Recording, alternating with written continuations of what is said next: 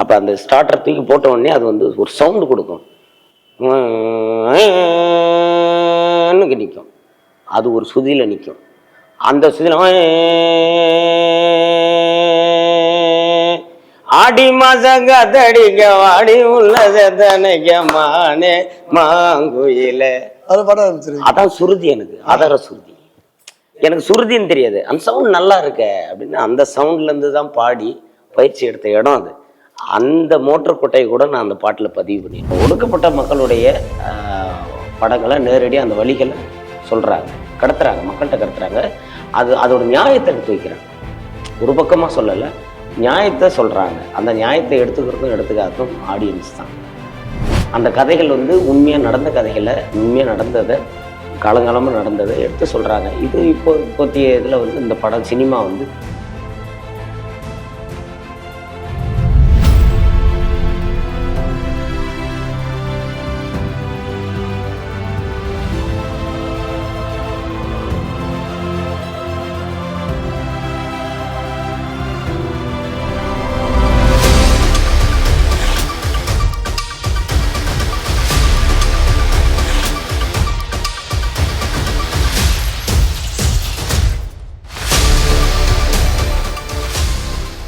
ஒரு சில பாடலை வந்து டைரக்டாகவும் சரி அப்படியே மறைமுகவும் சரி இந்த சொசைட்டி சார்ந்து சமூகம் சார்ந்து அந்த அந்த ஒரு சில விஷயங்கள்லாம் தைரியமாக பாடியிருக்கீங்க.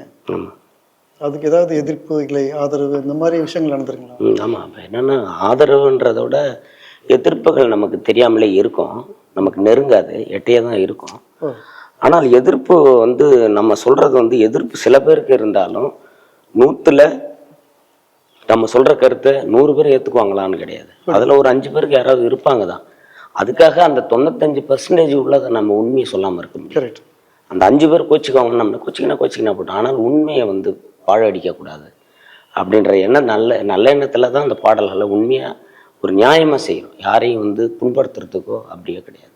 ஒரு பாடல் நம்ம சொல்கிறோம், அது குறைந்தபட்சம் அது உண்மையாக இருக்கணும். அந்த பாட்டு அம்மாவை பற்றி சொல்கிறோம் ஒரு பாட்டுன்னா அது உண்மையாக இருக்கணும், பொய்யா இருக்கக்கூடாது. இப்போ நான் அப்பாவை பற்றி சொல்கிறேன், அந்த பாட்டை நான் பண்ணியிருக்கிறேன்னா உண்மை. எங்கள் அப்பா வந்து இப்படி கஷ்டப்பட்டார், இப்படி இருந்தார், அப்படி போனார், இப்படி வந்தார், அது இருந்தாருன்றதான் நம்ம அது எல்லாருக்குமான உண்மையான இதுவோ அது பரவுது. அதே போல தான் என்னுடைய இசையில் போராட்ட குணங்களோட சில பாடல்கள் கொடுத்துருக்குறேன். அது வந்து இந்த மக்களுக்கான விடுதலைக்கான உண்மையான பண்பாட்டு வேரில் நிற்கிற, பண்பாடு அழியாமல் இருக்கணும் அப்படின்னா அந்த மாதிரி பாடல்கள் தரணும் தான் அந்த பாடல்கள்லாம் சில பாடல்கள் கொடுக்குறேன். அது தமிழ் இனம் சார்ந்து, மொழி சார்ந்து, இந்த மக்களின் விடுதலை சார்ந்து, ஒடுக்கப்பட்ட மக்களின் அவங்களோட விளிம்பு நிலை மக்களுடைய உண்மை கதைகளை சொல்லி நம்ம அவங்களுக்கான ஒரு விடுதலை உணர்வோட தருகிற ஒரு உணர்வான பாடல்களை நான் கொடுக்கறதுல இந்த பாடல்கள், சினிமா பாடல்கள், இந்த பாடல்கள், அந்த பாடல்கள், நம்மளை பெருமை சேர்க்கிற பாடல்கள் பாடுவதை விட இந்த மக்களுக்கான உண்மையை சொல்லுகிற, அப்பப்போ அன்றாடம் வாழ்க்கையில் பிரதிபலிக்கிற இந்த உண்மைகளை சொல்கிற ஒரு ஊடகமாக அந்த பாட்டை நான் பார்க்குறேன். என்னால் அதை சொல்ல முடியும். நாட்டில் நடக்கிற உண்மை நிலவரங்களை சொல்லி பாடுறதுல நான் ரொம்ப பெருமை அடைகிறேன். பொய் சொல்லலை நான். நீங்கள் அன்றாடம் பார்த்தீங்கன்னா அன்றாட செய்தித்தாளில் வர்றது அந்த செய்திகளை தான் நான் பாடலாம். அது நீங்கள் பாட்டாக பாடுறீங்க? பாடலாம், பாடுறோம். இசை புரட்சின்னு சொல்லலாம். ஆமாம், இசை புரட்சி. அது எப்படி இடம்னு எடுத்துக்கலாம். இசை புரட்சின்னு சொல்லலாம், அல்லது வந்து இசையின் தொடர்ச்சி, அதாவது மக்களுடைய விளிம்புநிலை மக்களின் விடுதலை தொடர்ச்சி அப்படின்னு கூட. இசை சீக்கிரம் சென்றடையும். ஆமாம், அதுக்காக தான் நம்ம வந்து இந்த பாடல்களை எடுத்து பாடுறோம். இன்னொன்று வந்து இந்த பாடலை நான் பாட தயங்கன்னா வேற யாரும் இதை எடுத்து பண்ணணுன்ற எதிர்பார்க்க முடியாது. நான் அதை பாடணும்னு விரும்புகிறேன், மக்களுக்கு அதை நான் தரேன், அவங்க கிட்ட கொண்டு போய் சேர்க்குறேன். இதுதான் இந்த இனி நம்ம ஒரு பிறவி எடுப்போம் அப்படின்றதுல நம்பிக்கை கிடையாது எனக்கு. இந்த பிறவி மனித பிறவி, நல்ல பிறவி. இந்த பிறவிலையும் அதுவும் கலைஞனா பிறப்பது அரிது.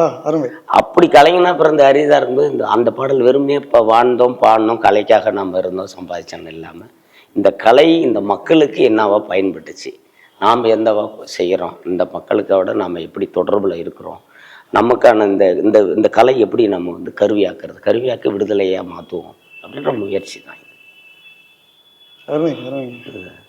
இது. அப்பா பாட்டு கேட்டோம், எல்லாரும் கண் கலங்கணும். அம்மாவுக்கு பாட்டு ஒரு வந்துருக்கு, நான் கூட பார்த்தேன். இப்போ நீங்களும் ஆடியன்ஸ் சொன்னீங்கன்னா நல்லாயிருக்கும். ஒரு 2 லைன் பாடினீங்கன்னா.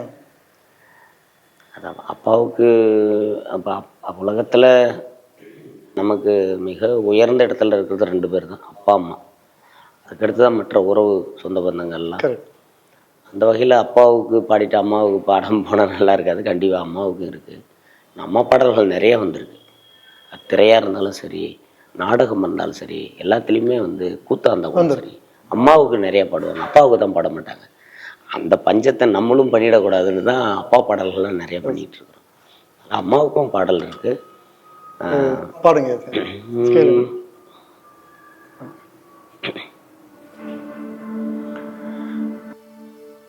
முன்னூறு நாள் சுமந்து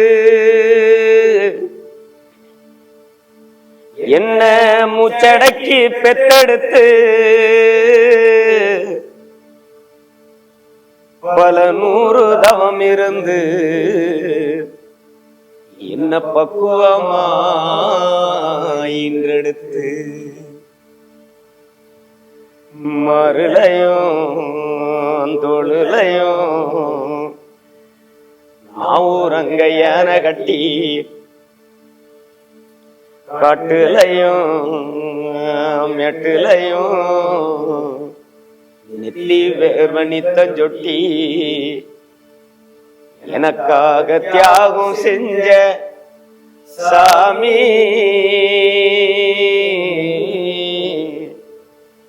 என்னைக்குமே நீதான் இந்த பூமி,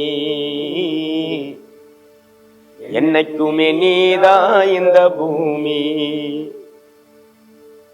தொப்புள் கோடி சொந்தம் தந்து தொட்டில் கட்டி ஆராட்டி மொத முத்தமிட்டு மூச்சு காத்த பங்கு போட்டு மருளையும் தோளுலையும் ஊரங்க யானை கட்டி காட்டுலையும் நெட்டுலையும் நெத்தி வேர்வனித்தஞ்சொட்டி எனக்காக தியாகம் செஞ்ச சாமி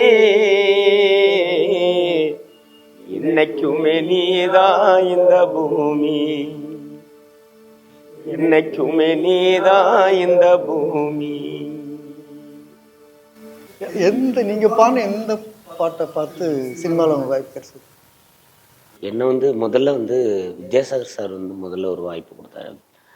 கில்லியில் பாடுறதுக்கு என்னை கூப்பிட்டாங்க. அப்போ நான் கில்லி தான் பாடுறதுன்னு தெரியாது. அப்போ நான் வந்தேன் மேடைகளில் பாடிட்டு இருக்கும்போது. அப்போது கருப்பணியப்பன் சார் வந்து யுகபாரதி தோழர் யுகபாரதி என்ன பண்ணாங்க, இந்த மாதிரி உங்களை வித்யாசாகர் சார் இன்னும் ஒரு கொஞ்ச நாள் கூப்பிடுவார், வந்துட்டு உடனே போயிடுங்க, வந்து போங்க. சரிங்கன்னு சொல்லிட்டேன். அப்போ சரின்னு சொன்னே ஒரு வாரத்துக்குள்ளே கூப்பிட்டாங்க. அப்போ நான் போனேன். அப்போ போனோடனே சார் சொன்னாங்க, கருப்பணியப்பன் சார் சொன்னார் உங்களை கூப்பிட சொல்லி அப்படின்னு என்கிட்ட சொன்னார். எனக்கு புரியல. அப்புறமா தான் சொன்னாங்க, இவங்க யுகபாரதி சாரும் கருப்பணியப்பண்ணையும் 2 பேரும் பேசி தான் என்னை வர சொன்னாங்க. அவர் சொல்லி தான் தெரியும். அப்போ இது ஒரு சின்ன ஒரு வாய்ப்பு தான், இந்த பயன்படுத்திங்கன்னாரு. அப்போ நான் கேட்டேன், இவர் சம்மந்தமில்லாத ஒரு பாட்டு நம்ம கொடுக்குறாரேன்னு யோசித்து இருக்கும்போது அப்போ அவர் சொன்னார், அந்த பாட்டு நல்லா பாடியிருந்தீங்கன்னாரு. அப்போ நான் எந்த பாட்டுங்க ஏன்னா, அதான் ஒரு பாட்டு இந்த தீண்டத்தகாத பாட்டு மாதிரி ஒன்று பண்ணியிருந்தாங்க, அதை நான் கேட்டேன். ஆமாம், அதை பாட்டு அப்படின்னு சொன்னார். அப்போ சொல்லும்போது எனக்கு இதாகிடுச்சு. அப்போ தான் என்ன பாட்டுன்னா, என்ன சொல்லு அடிய ஐயோ எரியுதுங்க கண்ணு கருகுதுங்க, வெந்த சனங்களுக்கு வேதனை தீரலிங்க, வெள்ளாவி பானை போல நெஞ்செல்லாம் வேகுதுங்க, கத்தாழனாறு போல கண்ணீர் ஊறுதுங்க, கருங்காலி பயலுக அநியாயம் தீரலிங்க, ஐயோ எரியுதுங்க கண்ணு கருகுதுங்க, வெந்த சனங்களுக்கு வேதனை தீரலிங்க.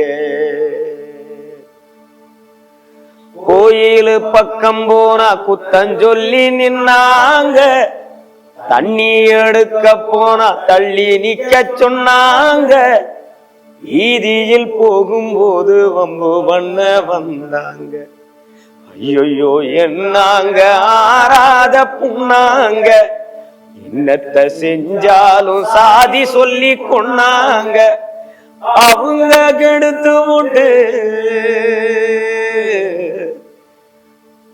அவங்க கெடுத்து விட்டு அவுசாரி நாங்க. ஐயோ எரியுதுங்க, கண்ணு கருகுதுங்க, வெம்பசனங்களுக்கு வேதன தீரலிங்க என்று அந்த பாட்டு தான் நான் கேட்டேன் அப்படின்னாரு. இது வந்து உங்க தனிப்பாடல? ஆமா, இது பறைன்ற ஒரு டாக்குமெண்ட்ரி ஃபிலிம்ல லீனாமணி மேகல் டைரக்டர் அவங்க பண்ணி நண்பர் இலக்கியன் அவர் இசையமைச்சு யுகபாரதியை எழுத நான் பாடினது. அதை தான் கேட்டு அவர் கூப்பிட்டார். அப்போ அதுக்கடுத்து தான் வந்து தவமாய் தவமுந்து படத்துக்கு என்ன சேரன் சார் என்னை அழைக்கிறார். அதன் பிறகுதான் அந்த ஆக்காட்டி பாடல்லாம் அதுக்கு பிறகுதான் வருது. இப்போ ரெண்டுமே நீங்க பார்த்தீங்கன்னா ரெண்டு பாடல்களுமே எப்படி வருதுன்னா, பண்பாட்டு ரீதியில இருக்கிற இந்த பிரச்சனைகளை, இந்த சிக்கல்களை இதெல்லாம் சொல்ற ஒரு பாடலா, ஒரு வடிவமா நான் பாடும்பொழுது தான் திரையுலகத்துக்கு வரேன். அப்போ இந்த திரையுலகத்துக்கு இவ்வளவு போராட்டங்களுக்கு மத்தியில் இன்னைக்கு நிறைய தலைவர்கள் நிறைய பேர் வந்திருந்தாலும் கூட, முதலா அந்த தமிழ்நாட்டுக்குள்ள இந்த அடிமைப்பட்ட மக்களுக்காகவும் பிற்படுத்தப்பட்ட தாழ்த்தப்பட்ட எல்லாருக்கும் ஒடுக்கப்பட்ட மக்கள் அனைவருக்கும் இந்த பண்பாட்டை வென்றெடுக்கிற ஒரு மாமனிதரா, முதல் மனிதரா அயோத்திதாசர் பண்டிதர் வர்றாரு. ஒரு பைசா பத்திரிக்கை நடத்தின முதல் மனிதர் அவரு தான். இந்த திராவிடர் அப்படி நாங்கள்லாம் திராவிடர்கள் அப்படின்னு சொல்ற முதல் இவங்க எல்லாருமே பெரியாரு இவங்கெல்லாம் சொல்றதுக்கு முன்னாடியே சுயமா சிந்திச்சு ஒரு மாமனிதரா தமிழ் சமூகத்துக்கு கிடைச்ச மிகப்பெரிய ஒரு மனிதரா அந்த பண்பாட்டுல முதல்ல கிடைச்ச மனிதர் பார்த்தீங்கன்னா அயோத்திதாச பண்டிதர். அவங்க எல்லாம் வந்த வழியில நாங்களும் இந்த பாடல்கள் எடுத்து அவரோட அந்த வழியில தான் இப்போ நாங்கள் பயணிச்சுட்டு இருக்கிறோம். இந்த பண்பாட்டு ரீதியான பாடல்கள், இந்த மக்களுக்கான விடுதலை பாடல்கள், இதெல்லாம் அதோட தொடர்ச்சியாக தான் நாங்கள் பாடிட்டு இருக்கிறோன்றது அந்த நேரத்தில் உங்ககிட்ட நான் அதை சொல்றதுல பெருமை அடைகிறேன். உங்க பயணம் பெரிய பயணமா இருக்கு. ஆமா, கேட்கவே பயமா இருக்கு. இல்லை, இவ்வளவு பிஸிலையும் வெளிநாடும் போயிடுறீங்களே. ஆமா, அது போகாத நாடு ஏதாவது இருக்கா? ஆமா, இருக்கு, நிறைய இருக்கு, பரந்த உலகம். இருந்தாலும் நம்மளை விரும்புகிற மக்கள் வந்து அப்பப்போ ஒவ்வொரு ஆண்டும் ஒவ்வொரு ஆண்டும் கூப்பிடுவாங்க, ஆனால் மறு ஆண்டும் கூப்பிடுவாங்க அதே இடத்துக்கு. ஐயா, பொதுவாகவே ஒரு இசைக்கலைஞர் இன்டர்வியூ பண்ணும்போது ஒரு கேள்வி தவிர்க்க முடியாதது. ஒன்று மாஸ்ட்ரோ, ஒன்று ஆஸ்கார். இதில் வந்து உங்களை இதயத்தில் இடம் பிடிச்சது யாருன்னு சொல்ல முடியுமா? ரெண்டு பேருமே சொல்லலாம். ஏன் நான் சொல்கிறேன்னா, மேஸ்ட்ரோ வந்து எங்கள் அப்பா, ஆஸ்கர் வந்து என்னுடைய அண்ணன் தம்பி போல. அவர் முதல் அண்ணன், முதல் தம்பி என்ற மாதிரி நான் தம்பின்னு சொல்ல முடியாது, எனக்கு அண்ணன் தான். குடும்பத்தில் எங்கள் இன்னொரு அண்ணன், அப்பா அண்ணன், அப்படிதான் நான் அதை பார்க்குறேன். இல்லை, உண்மையாக அது மியூசிக் அன்கம்பேரபிள் தானே. ஆமாம், அதனால் வந்து ரெண்டு பேருமே முக்கியமானவங்க, மிக முக்கியமானவங்க. இசை தந்தை, இசை சகோதரர் எனக்கு.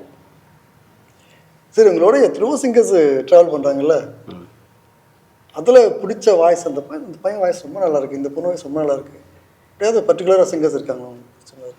நிறைய சிங்கர்ஸை பிடிக்கும். என்னென்னா, இசைக்கு வந்து இசையாதவங்க எல்லாம் நான் வந்து என்ன ஒரு பாட்டு இசைக்குதுன்னா அதுக்குள்ளே நான் உள்ளே போய்டுவேன்னு அர்த்தம். இப்போ யேசுதாஸ் சாருடைய பாடல்கள், எஸ்பிபி சாரோட பாடல்கள், டிஆர் மகாலிங்கம் அவங்களுடைய பாடல்கள்லாம் நான் கேட்டு வளர்ந்தேன். அந்த மாதிரி இப்போ யாரோ அது மாதிரி இல்லாமல் அவங்கவுங்க தனித்துவத்தோட ஒரு பாடலாம் பாடகராக நின்று பாடுறாங்கன்னா, அப்போ எனக்குள்ளே போய் ஏதாவது ஒன்று பண்ணிச்சுன்னா அந்த பாடகரை எனக்கு பிடிக்கும். அந்த மாதிரி பாடகர்கள் ஒவ்வொரு பாடலையும் ஒவ்வொரு பாடகரும் அது பாடிடுறாங்க. நான் யாருன்னு சொல்லுவேன். அதனால இல்லை, எஸ்கேப் கிடையாது. எல்லாருமே நல்லா பாடுறாங்க, அவங்கவுங்க தனித்தன்மையோட பாடுறாங்க. ஒரு சில பாடல்கள் உங்களுக்கு சரியா இருக்கு, ஒரு சில பாடல்கள் தேர்ந்தெடுக்கிற இதுதான் மாறுதே ஒழிய, அவ்வளோதானே ஒழிய. ஒரு சிலது ஒருத்தவங்களுக்கு ஒரு சில பாட்டு எனக்கு நல்லா இருக்கும், ஒரு சில பாட்டு எனக்கு கொடுக்கணும்னு கொடுத்து போய் சோதனை பண்ணியிருப்பாங்க, அது சோதனையாக கூட ஆயிருக்கலாம். அதனால இப்போ இசைக்கலைஞர்கள் வந்து எல்லாருமே நல்லா பாடுறாங்க, எல்லாருமே அவங்கவுங்க தன்மையில் இப்போ எல்லாமே ப்ராடாக இருக்குது. அதனால் யாரையும் நம்ம வந்து இதில் பண்ண சொல்கிறோம். எல்லாமே நல்லா பாடுறாங்க. இல்லை, உங்களுடைய பாடல் வரிசை எல்லாமே வந்து நம்ம கலாச்சாரம் சார்ந்து தான் நிறைய போகுது இல்லையா? அது மாதிரி கலாச்சாரம் சார்ந்து படம் எடுத்தவங்கள வரிசையில் வந்து இந்த பக்கம் பாரதிராஜா சார், இந்த பக்கம் மாரி செல்வராஜ், ரஞ்சித் சார், இந்த மாதிரி வில்லேஜ் பேஸ் பண்ணி எடுத்தவங்களை வந்து உங்களை ரொம்ப அட்ராக்ட் பண்ண ஒரு டைரக்டர். அதாவது 80s 90s எல்லாம் பார்த்தீங்கன்னா பாரதிராஜா சார் தான். இப்போ அவரே எடுக்க சொன்னோம்னா அந்த மாதிரி இப்போ எடுப்பாரானா எடுக்க மாட்டார். கரெக்ட். அது தன்மை வேற மாதிரி இருக்கும். ஆனால் அதே இதை வந்து இப்போ வந்து மாரி செல்வராஜ் வந்து இப்போதைக்கும் அதை எடுக்கிறார். அப்போது அந்த பீரியடுக்கு அவர், இந்த பீரியடுக்கு இவர், ரெண்டு கண்ணு தான். ஸ்டைலாக சொல்லி தப்பிச்சுக்கிறீங்க. இல்லை, இது ரெண்டு பேரும் அவங்க பீரியடு வேறு, இது பீரியடு வேறு. ஆனால் ரெண்டு பேரும் படத்தில் நடிச்சிருந்தீங்களே நீங்கள்? ஆமாம், மிக முக்கியமானவர்கள் அவங்க. ஏங்க அதுக்காக நடிச்சன்றதுக்காக இந்த அழகான முடியலை காணுங்க ஐயா படத்தில். ஆமாம், அந்த வாழை படத்தில் என்னை கூப்பிட்டு பாட வச்சார் நம்ம இயக்குனர் மாரி செல்வராஜ். முதல்ல நான் படம் பார்த்து சுத்தம் அடையாளம் தெரியல. ஆமாம், அவருக்கு முதல்ல நான் அந்த ஞாபகப்படுத்தினீங்க, ரொம்ப நன்றி. என்னென்னா மிக, அதாவது என்ன சரியாக பயன்படுத்தின ஒரு மிகப்பெரிய அற்புதமான மனிதர். என்ன சாங் பண்ணீங்க? எதுங்க அதில் பாடின பாட்டு? அது அந்த கடைசி நடிச்சு நீ போன வழி பாதையில மண்டி இட்ட பாதவத்தி, நான் மண்டி இட்ட பாதவத்தி. பாதவத்தின மீனிங்? பாதவத்தினா பாதகத்தின்னு அர்த்தம், பாவத்தை பண்ணவலன்னு அர்த்தம். ஓஹோ, அதான் பாதவத்தி. அது வட்டார வழக்கு. பாதவத்தி பாதவத்தி தான் பாதகத்தி. Okay okay. பாதகத்தி மருவி பாதவத்தின்னு ஊர்ல வட்டார வழக்கு. அந்த பாட்டை பாடுங்க ஆடியன்ஸ்க்காக. 5 கண்டு.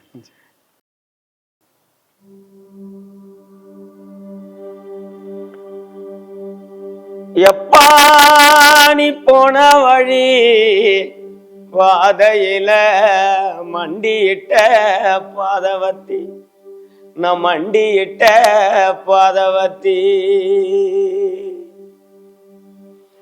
ஐயாவும் புஞ்சிரிப்பு ரகையில தீக்குளிச்ச பாதவத்தி, நான் தீக்குளிச்ச பாதவத்தி. ஒத்தப்பன கீத்துக்குள்ள ஒத்த ரூபம் இன்னையில 10 தலை கேக்கும் முன்னு பாதவத்தி நம்பலையே, நம் பாதவத்தி நம்பலையே, நம் பாதவத்தி நம்பலையே. பட்ட மரம் காய்க்கும் முன்னு 10 கதை கேட்டிருந்தேன், முத்த மரம் போகும் முன்னு பாதவத்தி நம்பலையே, நம் பாதவத்தி நம்பலையே, நம் பாதவத்தி நம்பலையே. மலை உச்சியில பூத்தையம் பிச்சி பூவே எங்க, கொத்து கொத்தா காய்ச்சய வெள்ளரி பிஞ்சே எங்க, கொள்ளையில காஞ்சயம் பட்டு ஜலைய பார்த்தா நெஞ்ச முட்டி மோதும் என் கண்ணை கொத்தி கொண்டு போ. அட்டக்காலியும் நான்தான், கொட்டுக்காலியும் நான்தான், பட்டி தேடும் முட்டி மோதும் கண்ணு குட்டி வாவா, கண்ணு குட்டி வாவா. வத்தி போன மாற நான் பிச்செடுத்து தார, ரத்தமானி மொத்தமானி மொத்தமானி வாயே, சத்தமானி வாயே. கண்ணே காணாங்குருவி கத்திடுச்சு, காடு மேடெல்லாம் கத்திடுச்சு, உன்னை காணும் முன்னுதான் கத்திடுச்சு. வாழைப்பூவு காட்டுக்குள்ள ஒரு வாசப்பூவா நான் தேடையில, பாம்பு ஒண்ணுதான் கொத்திடுச்சு, பச்சை பாம்பு ஒண்ணுதான் கொத்திடுச்சு, பாம்பு ஒண்ணுதான் கொத்திடுச்சு, பச்சை பாம்பு ஒண்ணுதான் கொத்திடுச்சு. இதுதான் அந்த வாழையில நான் பாடினது. வாழையில பாடின கதை ஒரு பக்கம் போக, நான் அந்த முடியோடு தான் அடையாளம் உலகம் எல்லாருக்கும் தெரியும். கிட்டத்தட்ட ஒரு 20 வருஷமாக இது அடையாளத்தோடு தான் இருக்கிறேன், முடியோடு இருந்தேன். ஆனால் இந்த படத்தில் நீங்களே வரணும் அப்படின்னு கூட்டும்போது நான் போயிட்டேங்க, திருநெல்வேலி கிளம்பி போயிட்டேன். இப்போ திருநெல்வேலியில் போன உடனே முதல் ஷாக்கு என்னை பார்த்த உடனே சந்தோஷப்பட்டு வாங்கினே பத்திரமா வந்தீங்களான்னு கூப்பிட்டுட்டு அப்புறம் எங்கப்பா அங்கே வாங்கன்னு கூப்பிட்டு அண்ணனுக்கு அந்த முடியெல்லாம் வெட்டிட்டு முதல் ஷாக்கு எனக்கா சொன்ன உடனே சரி சும்மா சொல்கிறாரு பொழுதுன்னு நினச்சேன். அப்புறம் பார்த்தா உண்மையாலுமே விட்ட சொல்லிட்டார். அப்புறம் சரி உடனே கேமராமேன் சார் என்ன சொன்னார், தேனி ஈஸ்வர் சார் என்ன சொன்னார், இருங்க யோசிக்கலாம் அப்படின்னாரு. உடனே யோசிக்கலான்னு சொல்லிட்டு சொன்னார், இல்லை சார் இது இருக்கட்டும், வேறு எதனா ஐடியா பண்ணலாம், இந்த முடியே வேறு எதனா போட்டு போடலாம், அது அவருக்கு ஒரு அடையாளம் அவருக்கு, ஏன்னா அவருக்கு எனக்கு தெரியும், இது ஒரு அடையாளம் அவருக்கு, அதனால் வந்து இருக்கட்டும் சார் வேறு எதனா ஐடியா பண்ணலான்ட்டு என்னை அனுப்பிட்டார். திரும்ப கொஞ்சம் நேரம் அப்படிங்களான்னு கேட்டு ஒன்று 10 நிமிஷம் கழிச்சு மறுபடியும் கூப்பிட்டு ஆனால் முடி வெட்டிடுங்க. அப்புறம் போய் வெட்டிட்டாலும் கொஞ்சமாக வெட்டி விட்டு அழகாயிட்டுன்னு வந்தாங்க. அவர் என்ன சொல்கிறார், இப்படி வெட்டக்கூடாது, மொட்டை அடித்து முடி முளைஞ்சிருக்கணும். அவ்வளோத்தரம் ஒரு வயசானவர் ஒரு 65-70 ஆள் பழைய ஆள் இருந்தாங்கன்னா ஊரில் எப்படி அந்த கதை, அந்த ஊர் கதை ஃபுல்லாக அவருக்கு தான் தெரியும். அப்போ அவருக்கு தெரிஞ்ச ஒருத்தர் ஒரு வயசானவரை எப்படி காட்டுறது அப்படின்றத தான் அந்த முடியெல்லாம் வெட்டி என்ன அடையாளத்தை காட்ட பண்ணிட்டார். ஆனால் நான் ரொம்ப வருத்தமாக இருந்தேன், முடி முளையிறதுக்கு அதுக்கு பிறகு இது முளைஞ்சி வந்துடுச்சு வச்சிங்களேன். ஆனால் அந்த பாடல் வந்து அதாவது பல வருஷத்துக்கு ஒரு தடவை தான் ஒரு பூ பூக்கும்னு சொல்லுவாங்கள்ல, அந்த மாதிரி பூத்த ஒரு பாட்டு தான் அந்த பாட்டு. எனக்கு தெரிஞ்சு 20 வருஷத்துக்கு முன்னாடி ஆக்காட்டி பாட்டை பாடினேன் தவமாய் தவமத்தில் மக்கள் பாடல். அதுக்கடுத்து அதே மாதிரி ஒரு பாட்டு இன்னைக்கு கிடைக்குமான்னு யோசிச்சுட்டு இருக்கிற வேலையில் தான் கடைசியாக 20 வருஷம் கழித்து இந்த பாட்டு மறுபடியும் நான் பாடுறேன் சினிமாவில். வேற ஒரு பரிணாமமாக, அதாவது ஒப்பாரி பாடலை. அந்த ஒரு வாய்ப்பு வந்து எல்லாருக்கும் கிடைக்குமான்னா கிடைக்காது, அது எனக்கு கிடைச்சிது. அதாவது மனிதன் பிறந்து வளர்ந்து மக்கள் இசையில் கடைசியாக சொல்கிற ஒரே ஒரு கருத்து உள்ள பாட்டுன்னா அது ஒப்பாரி தான். அதுக்கு நிகராக எதுவுமே கிடையாது. அதுதான் கடைசி அதுதான் பாடல்.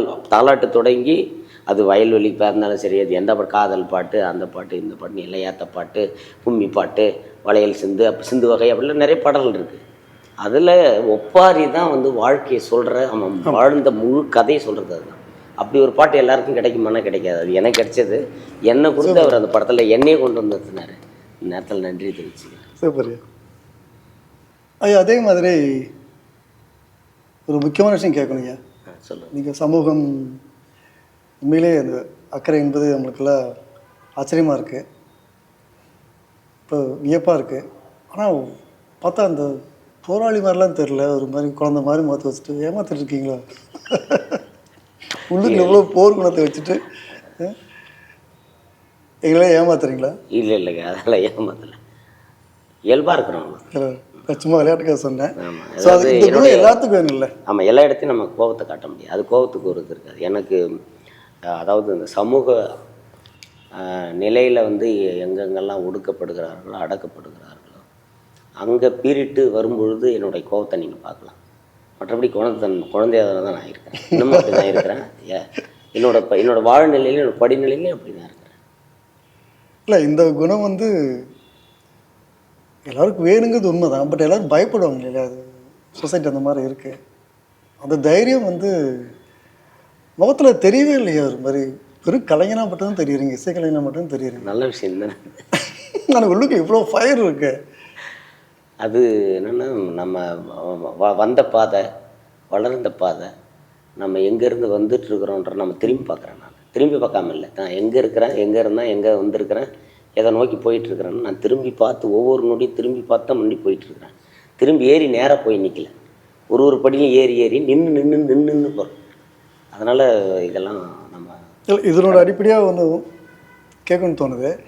அம்பேத்கர் வந்து புத்ரா மார்க்ஸ்னு சொல்லி ஒரு புக்கு நீங்கள் படிச்சிருப்பீங்கன்னு நினைக்கிறேன்.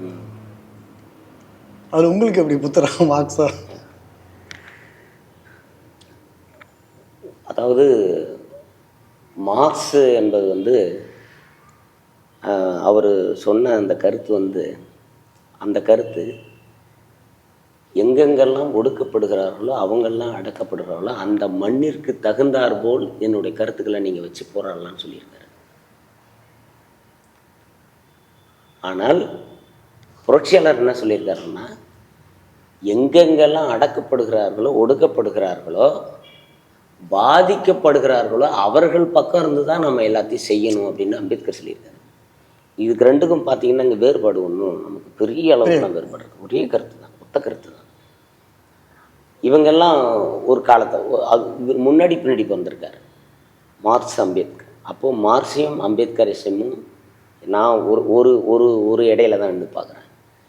இதுக்கெல்லாம் முன்னோடி பல 6000 வருஷத்துக்கு முன்னாடி பிறந்தார்ல புத்தர், அவர் வந்து இவருக்கெல்லாம் வந்து குருநாதர்னு நான் சொல்லுவேன்.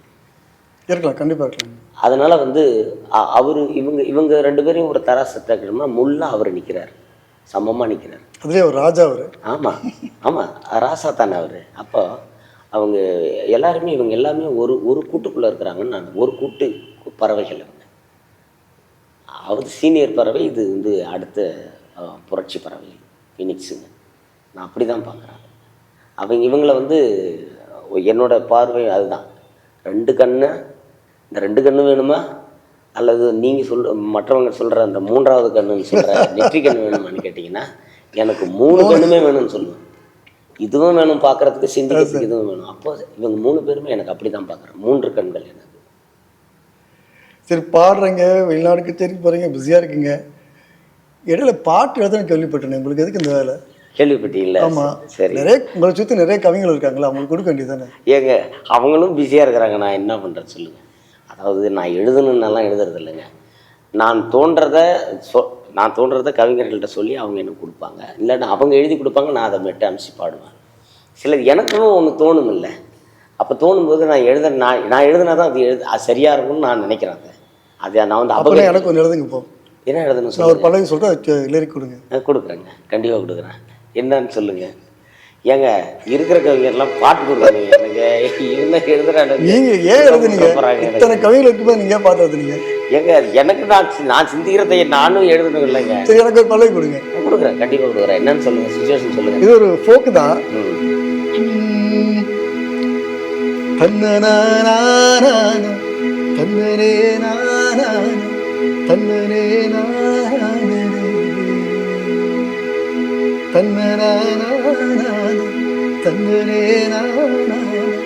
தன்னனே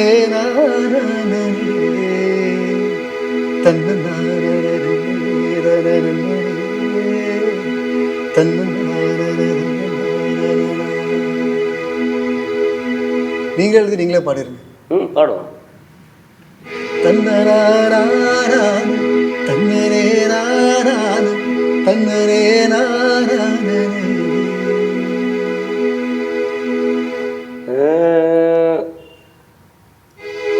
வாழ ஒரு வழிய சொல்லு, வாழ ஒரு வழிய சொல்லு. எனக்கு நெடில் வேணும். தன்னனே தானான நெடில் வேணும். வாழ்க்கையெல்லாம் வாழ தாண்டா, வாழ்க்கை ஒரு பாலம் தாண்டா, வாழ்க்கை ஒரு பாலம் தாண்டா, அப்புறம் வாழ்க்கை ஒரு பாதை தாண்டா, வாழ்க்கை ஒரு பாலம் தாண்டா. தன்னனே நானே 2ஐயும் கடப்பது தானே. தன்னனானே தன்னனானே தன்னனே மெல்ல மெல்லதான் கடந்து வாயன் நண்பனே.